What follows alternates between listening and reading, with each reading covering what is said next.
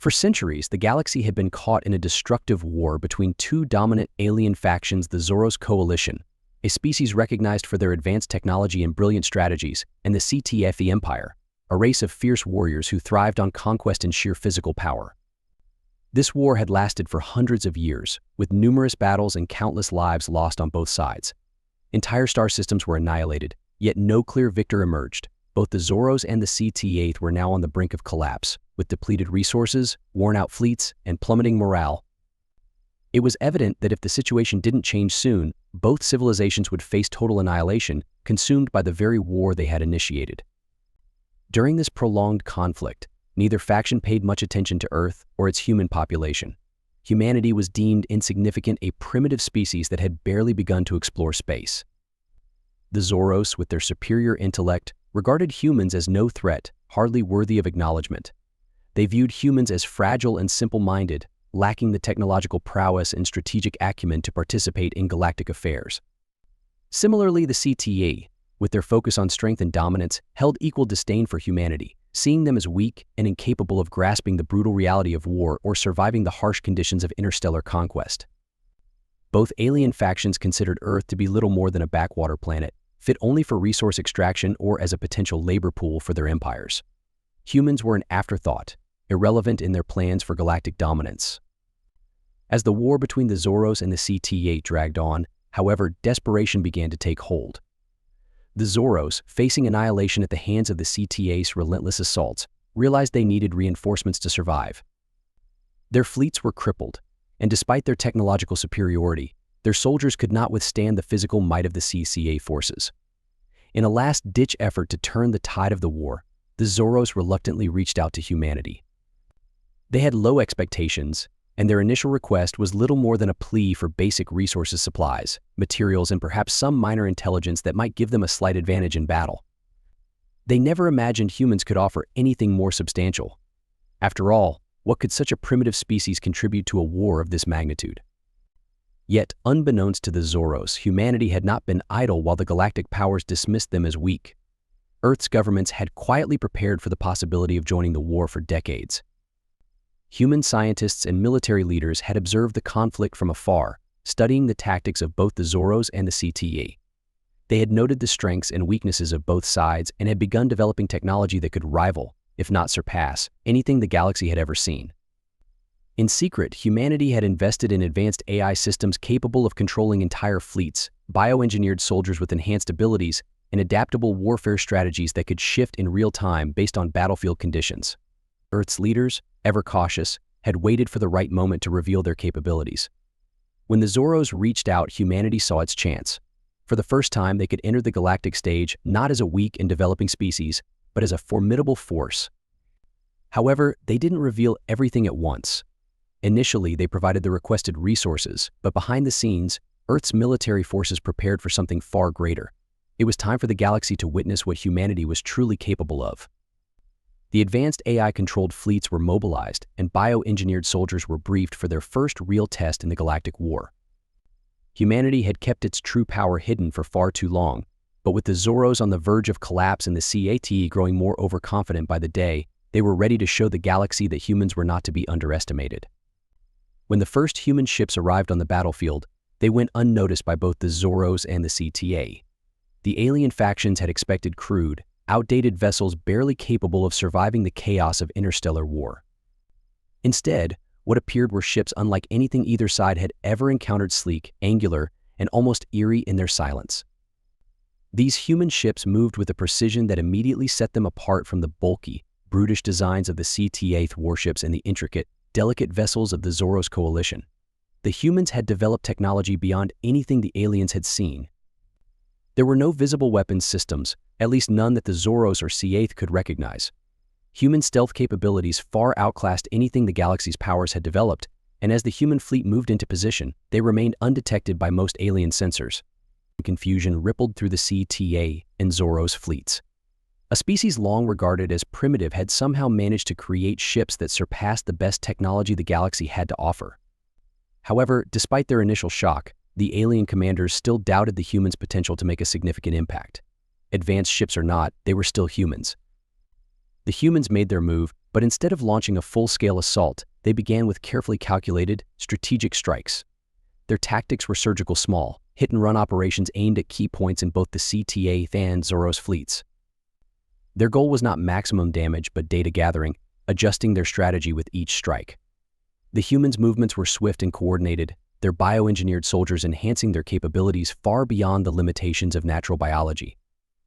Each soldier was equipped with neural interfaces that allowed seamless communication with their ships and drones, creating a highly adaptable network of fighters that responded instantly to changes on the battlefield.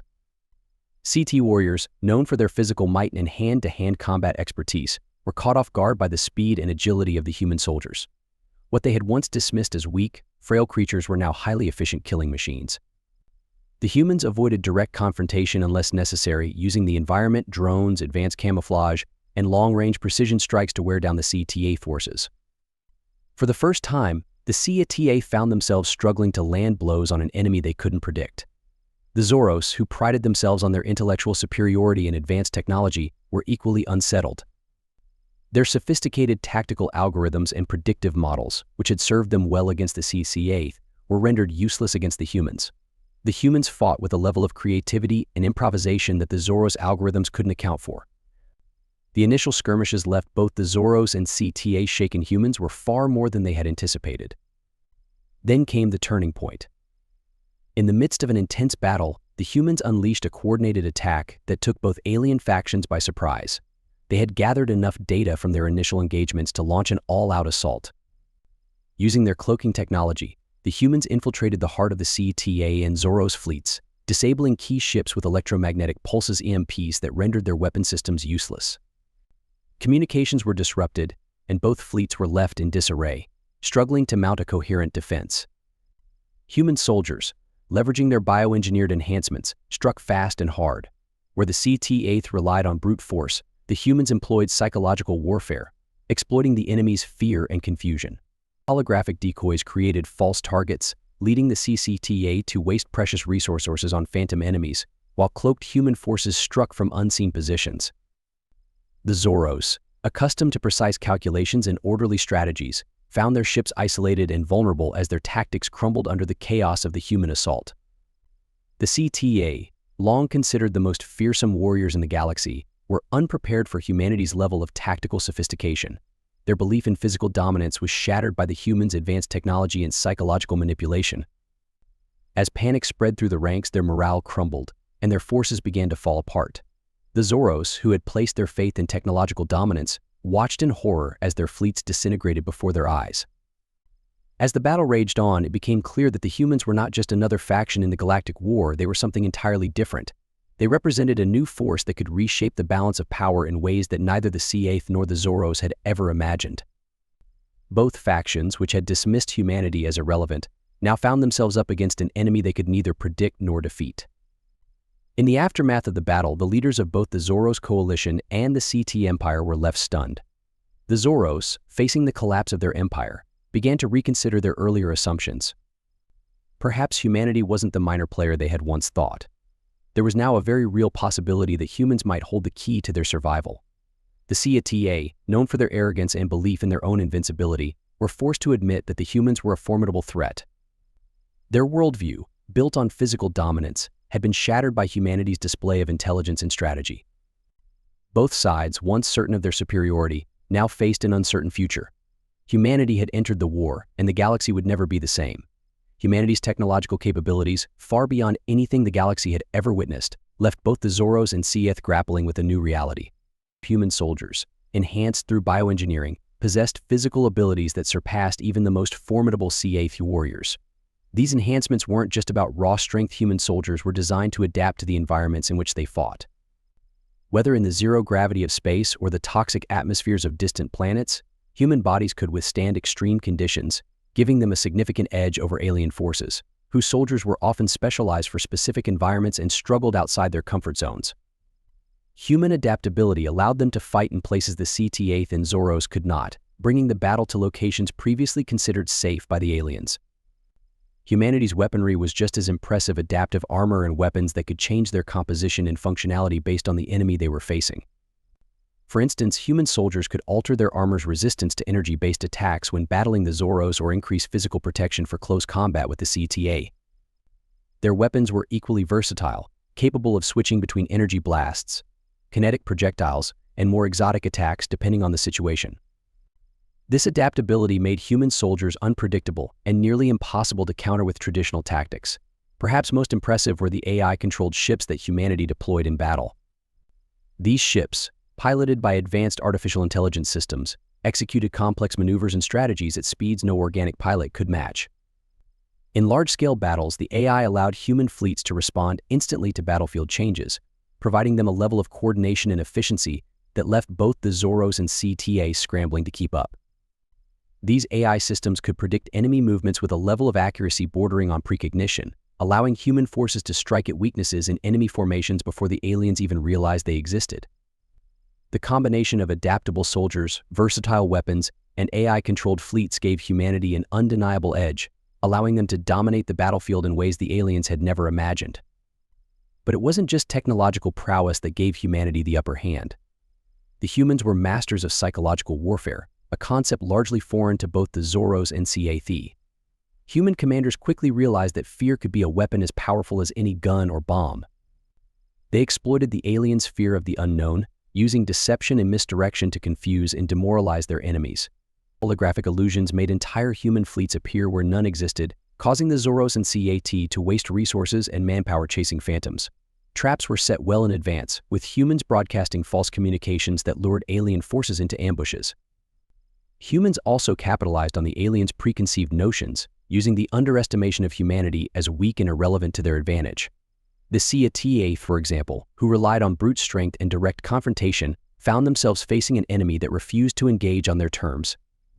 Instead of meeting them in open combat, human soldiers vanished into the shadows, striking from unexpected angles and disappearing before the CTA could retaliate. The Zoros, who prided themselves on technological superiority, were unnerved to find that human technology outclassed their own, rendering their carefully calculated strategies ineffective. The combination of physical prowess, advanced technology, and psychological manipulation proved too much for the alien forces to handle. Battle after battle, human forces emerged victorious. What began as small, strategic victories soon snowballed into a relentless advance. Alien fleets, once confident in their superiority, now retreated at the mere sight of a human vessel. The CT, once fearless in their pursuit of conquest, hesitated before engaging human forces, their fear evident in their shattered ranks. Stories of human soldiers who couldn't be killed in AI-controlled ships that could outthink even the brightest Zoros tacticians spread like wildfire, further eroding alien morale. As human victories mounted, it became clear that the alien empires were on the verge of collapse. The once mighty Sci-Fi, who had ruled through fear and strength, saw their empire crumble. Their warriors, no longer the unstoppable force they had been, began deserting in droves, unwilling to face the terrifying human soldiers. The Zoros, once reliant on their technological dominance, found themselves defenseless against human fleets, which tore through their defenses with ease. Both the CTA Empire and the Zoros coalition, once feared and respected throughout the galaxy, were now mere shadows of their former selves. Their fleets lay in ruins, their remaining forces demoralized and broken. The leaders of both factions, who had once dismissed humanity as inconsequential, were now contemplating peace talks, not out of a desire for negotiation, but out of sheer desperation. They understood that if the war continued, their civilizations would be completely wiped out. Humanity, once regarded as a minor footnote in the galaxy's history, had risen to become its most powerful force, and the alien leaders could only tremble at the thought of what humanity might do next. The war had left the galaxy in ruins. The proud CTA Empire and the technologically advanced Zoros coalition were now broken, their fleets battered, their warriors defeated, and their territories in disarray. Realizing that further resistance would lead to total annihilation, the leaders of both factions made a desperate move. They reached out to humanity for peace. This act of humility, once unimaginable for either side, was their only hope. They had underestimated Earth's inhabitants for far too long, and now the consequences were unavoidable. However, humanity didn't rush into these peace negotiations. They knew their position of strength and weren't in a hurry to compromise. The tables had turned, and for the first time, Earth held all the power. Humanity's leaders made it clear that any peace agreement would be dictated on their terms alone. The alien factions, once dismissive of humans, now found themselves at Earth's mercy, forced to wait for humanity to determine the galaxy's future. The Sci-Fi and Zoros, realizing they had no leverage, could only hope that humanity's terms would allow their civilizations to survive in some form. When humanity finally laid out their conditions for peace, it was evident that they were not interested in mere coexistence. The CT Empire, which had built its entire civilization around war and conquest, was to be dismantled completely. Their war machinery, the foundation of their power, was to be destroyed, and their vast military infrastructure was to be repurposed for peaceful development. The CAT would no longer be allowed to wage war, and their territory was restricted to a small fraction of its former expanse. As for the Zoros coalition, their leadership was entirely restructured. The corrupt aristocracy that had ruled through technological dominance was replaced by human-approved officials, ensuring they could never rise to challenge humanity again. Strict sanctions were imposed on both factions, limiting their technological development and military capabilities. Earth, once seen as an outsider, was now granted a permanent seat at the Galactic Council, and its authority was unquestioned. Humanity had proven they were not just another species to be overlooked, they had become the dominant force in the galaxy, and their influence would shape the future. With the CT8th and Zoros empires brought to heel, a new galactic order began to emerge. The once fragmented nations of Earth united under a single galactic government, forming a cohesive force capable of leading the galaxy into a new era. Humanity was no longer a collection of isolated nations squabbling over resources and territory. Now, they were a unified power with a clear vision for the galaxy's future. Their rise to dominance was swift and absolute. Human leaders began to forge alliances with smaller, neutral alien species that had stayed out of the war, securing their loyalty through a combination of diplomacy and intimidation. However, these alliances were often built more on fear than mutual respect. The smaller species had witnessed the relentless efficiency of humanity's war machine and were eager to avoid becoming the next target of human conquest. While some alien races welcomed the stability that humanity brought to the galaxy, others viewed the new order as a thinly veiled authoritarian regime. Under humanity's rule, the galaxy became more orderly, but also more tightly controlled. Human fleets patrolled the borders of their new territory, enforcing peace with an iron fist. The advanced AI systems that had once guided human ships in battle were now repurposed for surveillance, ensuring that no alien power could rise without Earth's knowledge. Although Earth's government promised protection and peace, it was clear that any species stepping out of line would face swift and decisive retribution. Earth's leaders positioned themselves as protectors of the galaxy, but their authoritarian methods made it evident that they intended to maintain control indefinitely. Despite the underlying authoritarianism, humanity succeeded in bringing about a period of relative peace. The constant wars and power struggles that once plagued the galaxy were now a thing of the past, as no alien species dared challenge humanity's dominance. Trade routes flourished under human supervision, and technological advancements shifted from weaponry to peaceful applications, at least for the alien races. Meanwhile, humanity continued to advance its military capabilities, always prepared for the next threat, whether internal or external. The galaxy, once a chaotic battleground for power-hungry empires, was now unified under Earth's iron grip, and there was little any alien faction could do to change that. In the end, the galaxy had been reshaped by human hands. The once feared CT8th warriors now lived as a broken, subjugated people, their empire reduced to a shadow of its former self. The Zoros, who had once prided themselves on their intellectual and technological superiority, were now little more than administrators managing what remained of their territory under human oversight. The smaller species, many of whom had never been involved in the war, now lived in fear of humanity's wrath, their existence carefully monitored and controlled. What had once been a galaxy defined by diverse powers was now ruled by a single force: humanity. Earth's inhabitants had become not just the protectors of peace but also the enforcers of order, dictating the terms of existence for all who lived under their rule. The species that had once been deemed insignificant had risen to become the most powerful force the galaxy had ever known.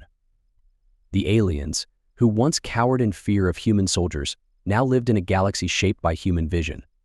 Their futures were determined by the will of a species whose potential for both creation and destruction had finally been realized. Humanity's reign over the galaxy marked a new era, one in which their influence permeated every corner of known space. Alien races, once proud and self-reliant, were now forced to adapt to a new reality, with Earth's oversight extending to all aspects of their lives. The galactic economy thrived under human rule, but it was an economy built on humanity's terms. Resources were redistributed, technology was shared only when it benefited Earth's long-term vision, and even cultural exchanges were tightly controlled. Despite these restrictions, the galaxy experienced a level of stability that had never been seen before. But this peace came at a cost. Many alien civilizations felt stifled by the constant surveillance and control exercised by humanity. The fear of stepping out of line loomed over every decision, as even minor infractions could invite swift retribution. Rebel movements began to form in secret, whispering of a time when the galaxy had been more diverse, when each species had the freedom to forge its own destiny. These movements, however, were fragmented and lacked the cohesion needed to pose a real threat to Earth's dominance. Any attempt at open rebellion was quickly crushed by humanity's overwhelming military and technological superiority. Earth's leaders, aware of these rumblings of dissent, took measures to ensure their continued grip on power. They implemented even more advanced AI systems to monitor communications, identify potential threats, and neutralize them before they could gain traction. Human intelligence agencies worked tirelessly to infiltrate and dismantle any uprising before it could grow into a larger movement. For the time being, humanity's control remained unchallenged. At the same time, humanity's reach continued to expand. Exploratory missions were sent out to the farthest reaches of the galaxy, as Earth's leaders sought to discover new resources, establish new colonies, and ensure that no corner of space was beyond their influence. These missions also served another purpose. They were a reminder to the galaxy that humanity was not content to simply rule the known territories. They were always looking forward, always pushing the boundaries of what was possible. The message was clear: no matter where in the galaxy one might go, humanity's presence would be felt. Yet within humanity itself, there were growing tensions. While Earth had united under a single galactic government, not all humans were comfortable with the authoritarian methods employed by their leaders. Some questioned whether the price of peace was worth the cost of freedom. Others were concerned about the ethical implications of the surveillance state that had been imposed not just on aliens but on humans themselves. Dissidents within Earth's own ranks began to question whether the path they were on was sustainable. Could humanity continue to rule through fear and control, or would there come a time when the very systems they had put in place to maintain order would begin to crumble under their own weight? Despite these concerns, Earth's leadership remained steadfast in their vision. They believed that the galaxy needed strong, centralized control to prevent the chaos of the past from returning. The lessons of the war with the Zoros and CTA had taught them that without unity, the galaxy would inevitably descend back into conflict, and so they continued to press forward with their agenda, confident that they were guiding the galaxy toward a better future. But as the years passed, the cracks in humanity's rule began to show. Alien factions, though subdued, had not forgotten their past glories.